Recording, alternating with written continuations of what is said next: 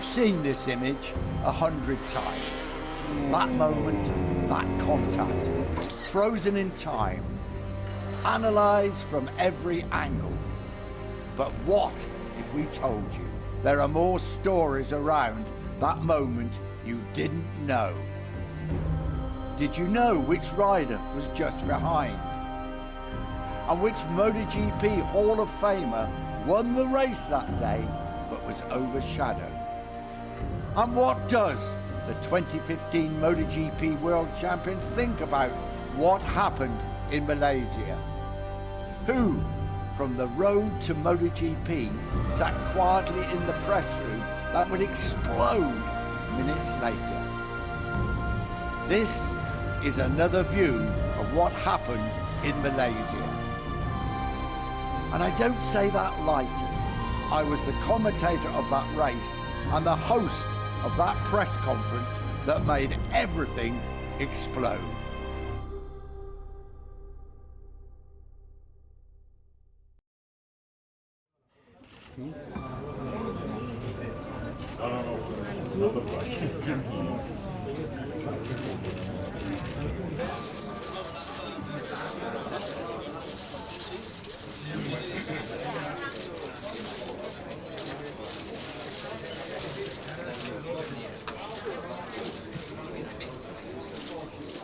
Okay, ladies and gentlemen, penultimate round of an amazing 2015 MotoGP World Championship. Valentino Rossi leads that World Championship, 11 points. He leads Jorge Lorenzo in the championship, and he does have a chance of winning the title on Sunday. It is the first chance you'd have of winning the title.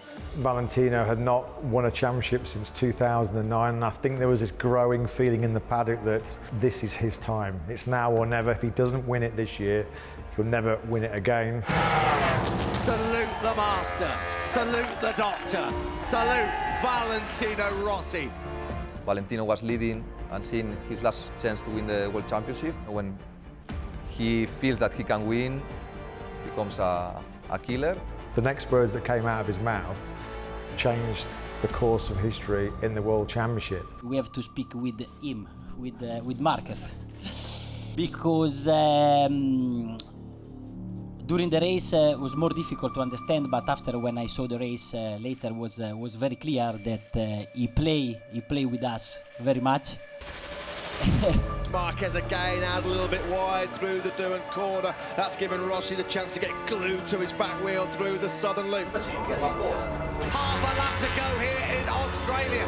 Marquez goes for the victory. He's made that move stick. Rossi comes through on Andrea Iannone. Iannone back on Rossi. Marquez leads the way. Marquez wins. Who is going to be third? Andrea Iannone takes third place. Valentino Rossi off the podium. There was one surprising moment after the checker flag, straight after the checker flag. I mean, Valentino and Marc actually shook hands afterwards. And of course, nobody could have predicted what was going to happen next.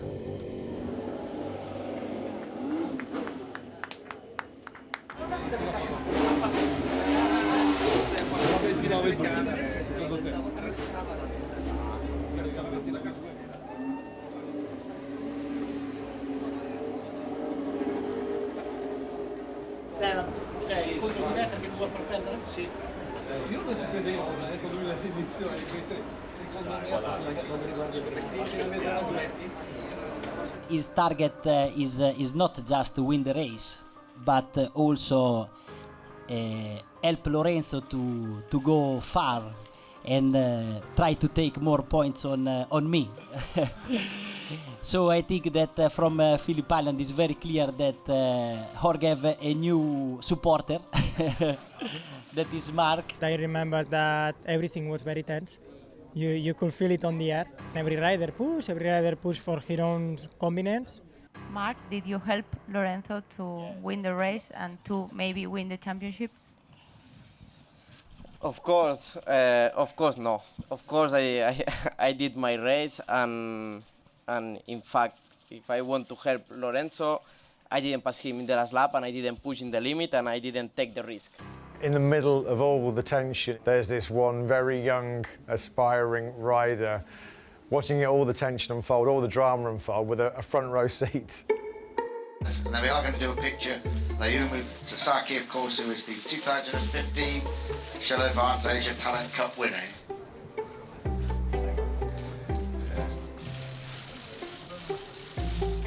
It's a very good memories. I have also this picture in my phone.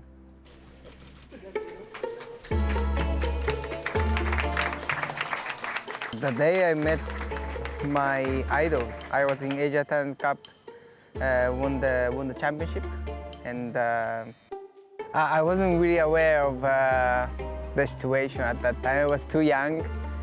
I spoke English, but not as great, and so I was just taking everything in. I remember the Malaysian journalists turned to me and they said, "Is Rossi joking? Is this all a joke?" They said, well, it wasn't a joke, and war was declared, wasn't it? War was declared.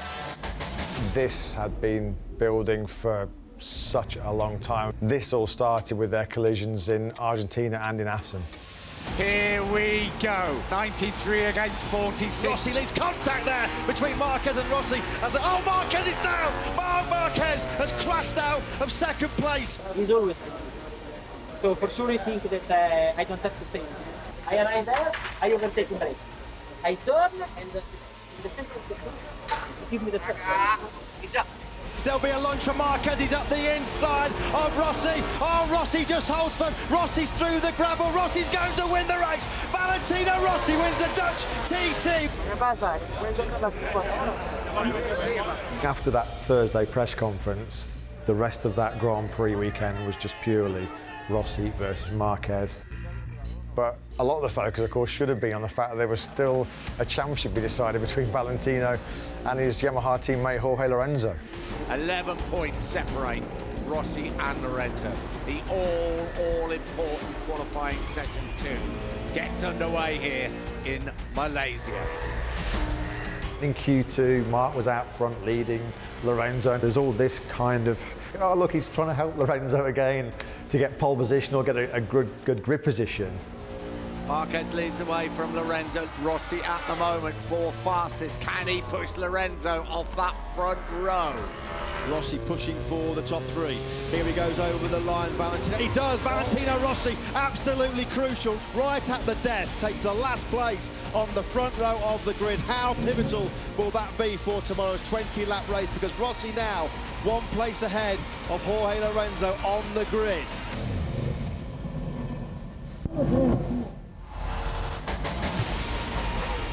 And where will he be sitting in the qualifying press conference? Oh, next to Marc Marquez. Well, thankfully, they'll have Danny Pedrosa in the middle as the referee. Vale, do you think it's time to forget everything about with Marc and concentrate in the race? And if you could speak with him? I don't know. I mean, I hope that all the riders make his own race for try his own best result and see what's happened.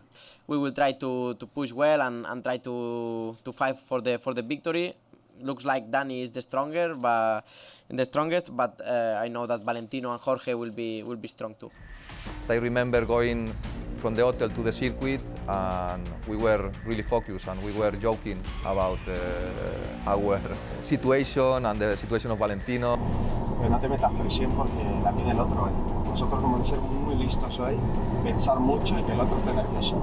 Hoy hay que disfrutar de quitarle este primer match con la Valentino y disfrutar de eso, de la presión. Hay que llegar vivos a Valencia y ya está, y ahí acabar de matarlo. Como dependamos de nosotros y ahí sí que estará cagado. Sometimes you just kind of get that sixth sense, you kind of get that feeling that today something's going to happen. Every time this man appears on the screen, this place goes electric.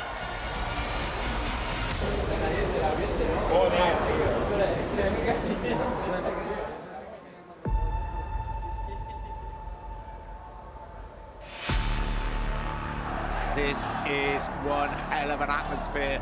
A record sellout crowd here in Malaysia. They've come for one reason. the outcome of the 2015 MotoGP World Championship. Valentino Rossi in there also, Marquez certainly not sending Christmas cards to each other at the moment.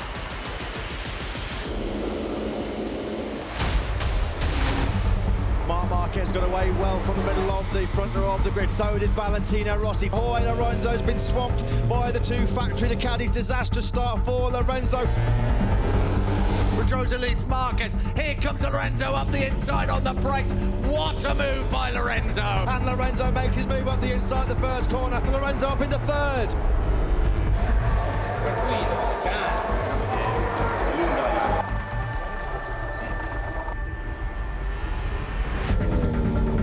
Marquez out wide at turn number 4. He got it wrong on the brakes down into turn number 4.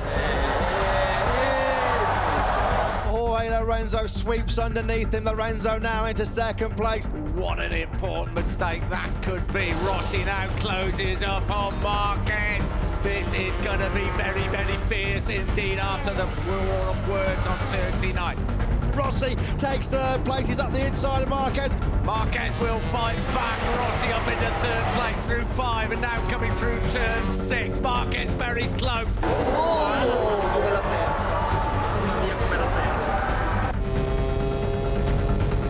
Marquez moved to the inside line. Marquez is going to make the move on Valentino Rossi. Rossi tries to cut it back to the inside. Rossi's back through. Brilliant from the Italian. This is the dogfight the world was waiting for between Valentino Rossi and Marc Marquez. We've got it here in Malaysia. Ero verso la prima curva esterno, quindi da lì di corsa col motorino verso l'ultima curva. Avevo paura di non arrivare in tempo, rischiavo di stare sul motorino e vederli passare. Here comes Marquez, here comes Marquez! It was personal off the track on Thursday, it's personal on the track on Sunday here in Sepang. There was a lot of tension on both sides of the garage at that stage of the season, particularly with Valentino.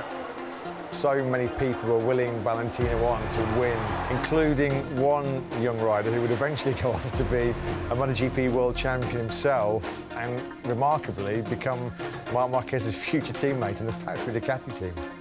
If you look carefully to the top left of the screen, you will see Pecco Bagnaia supporting his great mentor.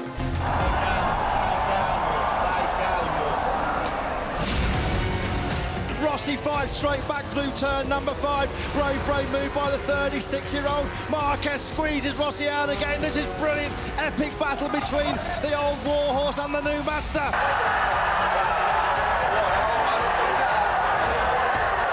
You could just get a sense that every overtake seemed to be getting a little bit closer. Here they come up towards turn 9. Here comes Rossi on the brakes. This is Rossi's favourite overtaking point on the Grand Prix calendar. Brilliantly up the inside of Marquez. Marc Marquez says take it straight back at turn number 10.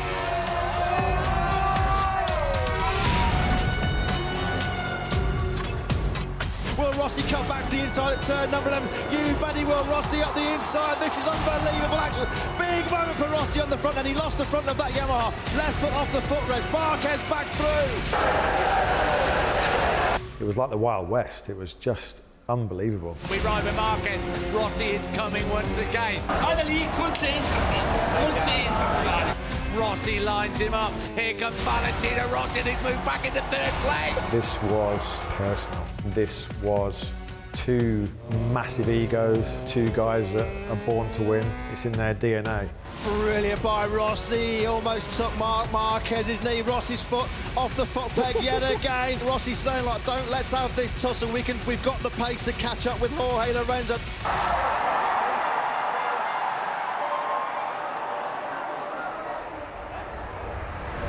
This is turning out to be one of the scraps of the century.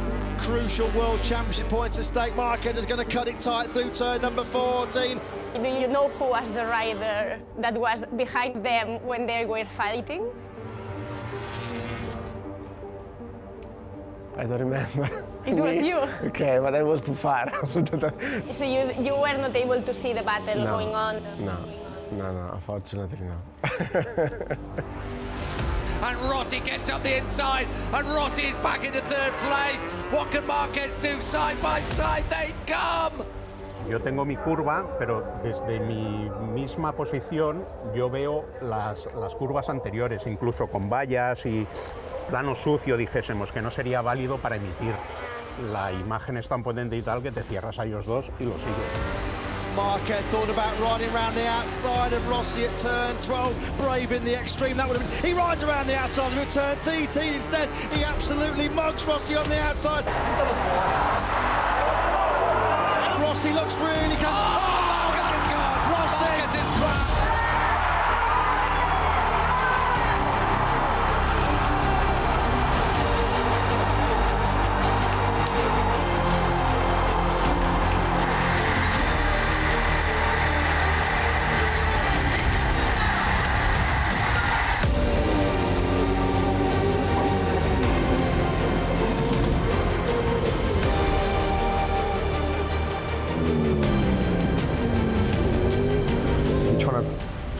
Process instantly what you're seeing on the screen in front of you.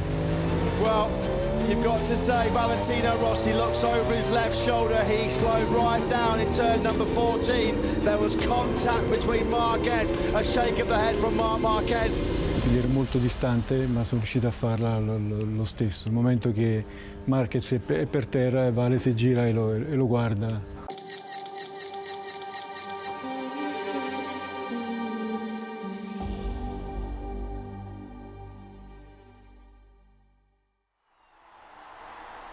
Going to be repercussions from that incident, I can promise you. This race is only just one part of the story of the Malaysian Grand Prix. What is going to happen in race control after this race? Because this is not over by any stretch of the imagination. In that time, the stewards panel didn't exist. Race direction was handling all the penalties. So I was both race director and the effective chairman of the stewards panel. The information we had was very, very limited, completely different to what we have now. At that time, we were searching for definitive evidence of contact, of what the riders were doing, and it all takes time. At that point, I said, no, we'll review it after the race when I can see every camera angle and, crucially, talk to the riders and then make a decision after that.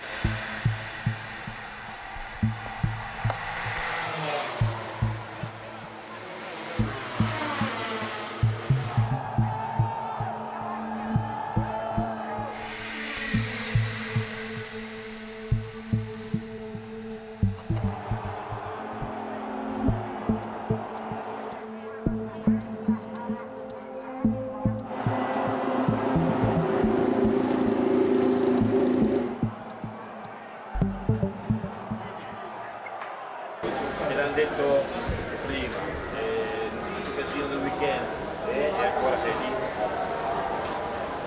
Fai da giocare, dai, vai via. Troppo scemo allora. Vai via.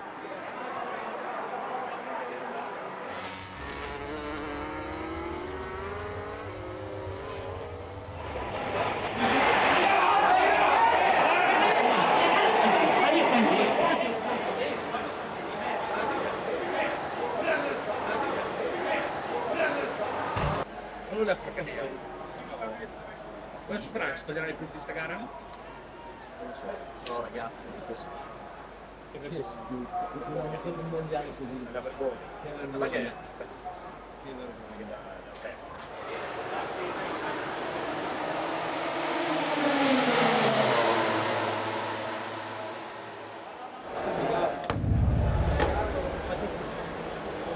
That Sunday afternoon in Malaysia was just complete chaos. Everybody was talking about Rossi versus Marquez. It's one of the most talked about races in history, but there was a winner, albeit a forgotten winner.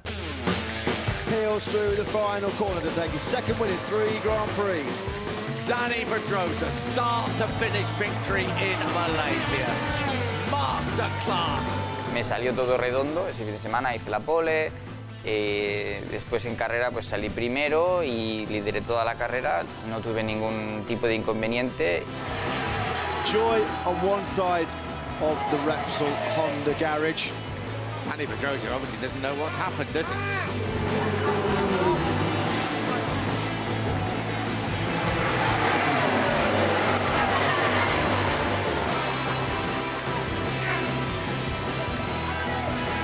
llegué al parque cerrado, los mecánicos llegué y me comentaron algo como ha habido algún tipo de problema en carrera, vamos a ver qué pasa.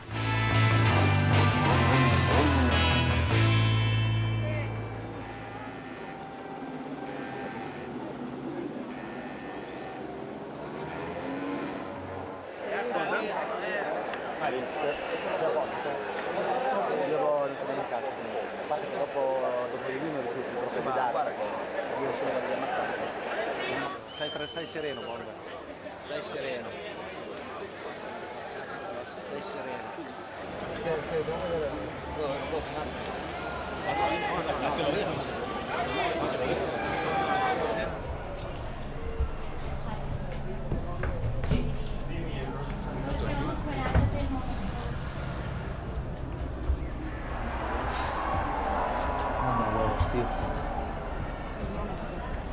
You know how I am, you know.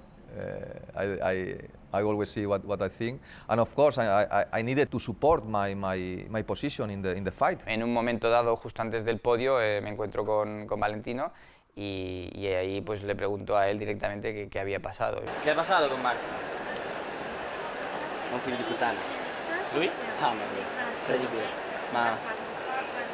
niente, tutte le staccate poste per buttarmi fuori, poi in mezzo alla curva fermo. Sì, come a Filippo.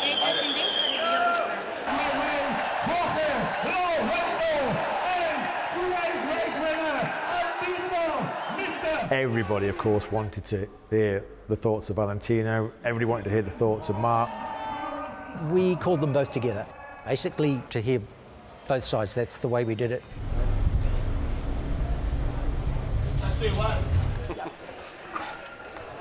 Oh, sorry. Thank you.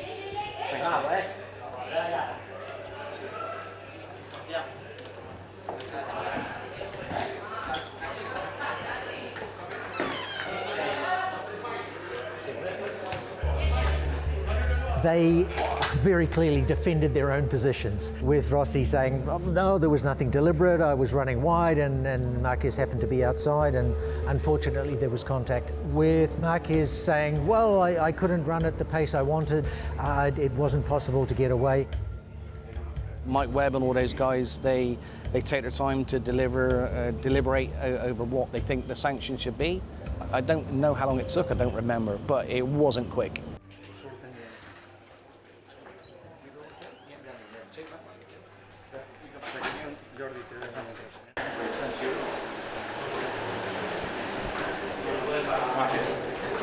At that time, we had a system of penalty points. Valentino had already 1 penalty point for that season. The 3 took him to 4, which meant a back of the grid start for the next race.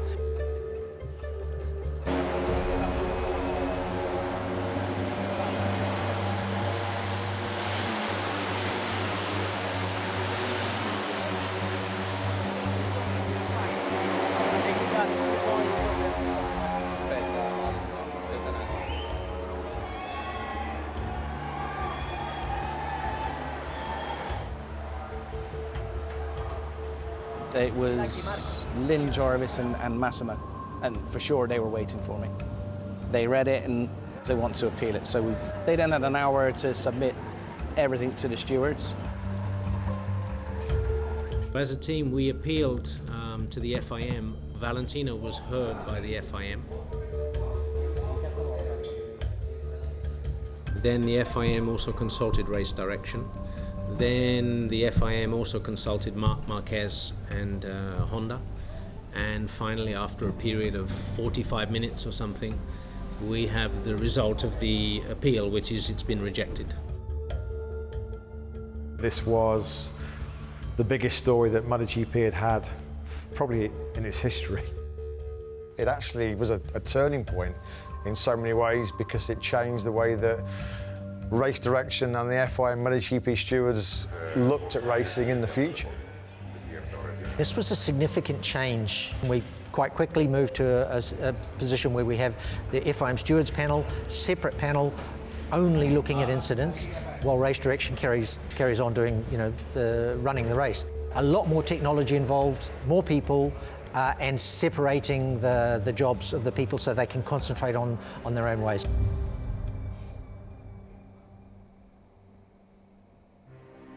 This race, this battle, it will be talked about for the next 20 years, the next 50 years. This is a race that will be part of MotoGP's history. 10 years on, what happened in Malaysia is still remembered around the world. Millions of stories have been written. Some you thought you knew, and others you've just discovered, all surrounding one of the most talked about moments in sporting history. But this story does not end here. Sepang 2015 will always be under the microscope, and with time, more stories will emerge, waiting to be told.